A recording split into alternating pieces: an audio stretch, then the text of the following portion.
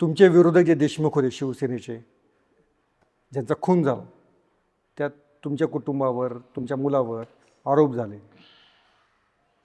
तुम्ही त्यासाठी R R पाटलांचे पाय पण धरले की माझ्या मुलाला यातनं सोडवा म्हणून.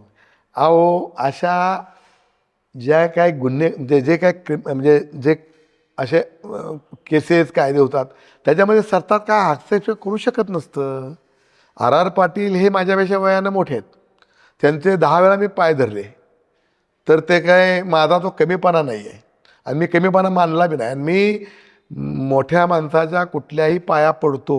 माझ्या वडिलांची ती संस्कृती आहे, आपण पाया पडल्यानं पाया पडून घेणाऱ्यापेक्षा पाया पडणाऱ्याची उंची वाढत असते.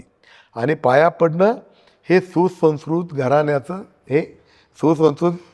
लक्षण आहे. तुम्ही म्हणजे ठीक आहे, म्हणजे आर आर पाटलांच्या पायात तुम्ही हां, तिथं संपलं. पडले, पण केसचं तुम्ही काय नक्की केलं की कोर्टात जाऊन अहो, केस काय झालं ते केसचं सांगायचं आहे म्हणजे त्यावेळेला मीच आरोपी व्हायचो, परंतु मी अधिवेशनात होतो. माझा मुलगा 5च दिवसापूर्वी तो बाहेर शिकलेला आहे. तो लहानपणापासून बाहेर आहे, म्हणजे पहिलीपासून तो बाहेर शिकलेला. बाहेर म्हणजे कुठे? बाहेर म्हणजे कॉन्व्हेंटला होता. पुण्यामध्ये? बाहेर पुणे मुंबईला. मुंबईला. हां, बाहेर म्हणजे परदेशला आहे, पुणे मुंबईला तो शिकलेला. आणि तो फेब्रुवारीला काय तर त्याची परीक्षा संपली आणि तो गावाकडे आलता. आणि त्यावेळेला हा प्रकार मोहोळ शहरामध्ये, मोहोळच्या शिवसेना आणि राष्ट्रवादी ह्या पोरांच्यामध्ये ते भांडण झालं. आणि त्याच्यामध्ये ते दुर्दैवानं तो नको न घडणावा अशा प्रकारचं तो कृत्य घडलं. परंतु त्याला पॉलिटिकली वळण देण्याचं काम केलं. आणि त्याच्यासाठी त्या तत्कालीन विरोधी पक्ष नेते होते, नाव सांगत नाही आहे, तर त्यांच्या अशी इथून टेलिफोनवर फोनाफोनी चालायची की तो मग मुलात नाव घालायचं आहे, मग मुलगा 18 वर्षाचा आहे का. मग त्यांनी त्यावेळेला एक आमच्यातल्या उत्साही लोकांनी त्याच्या वाढदिवसादिवशी ही छापलं होतं कॅलेंडर.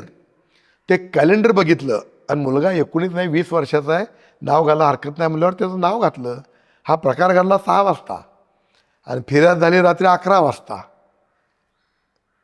आता ही न्यायालयानं लढाई होती, न्यायालय पण असं ते नाव सुद्धा त्यांनी ठरवून घातलं गेलं, वरून प्रेशर आणून, त्या पोलीस स्टेशनवर प्रेशर आणून. परंतु मी त्यावेळेला बाईट देताना सांगितलं होतं, कितीही कुणी गुन्हेगार ठरवलं तर न्यायव्यवस्था, माझा विश्वास आहे, आणि न्यायदेवता हे न्याय देत असती, तद्वत ती मला न्याय देईल अशी मला खात्री आहे. असं मला वाटलं, न्यायालयानं मला न्याय दिला. तेव्हा घटनास्थळी तुमचा मुलगा नव्हता? हे शक्यच नाही, कशाला जातो तो. मुळात आलतात 5 दिवसापूर्वी, तो इथं घरी होता.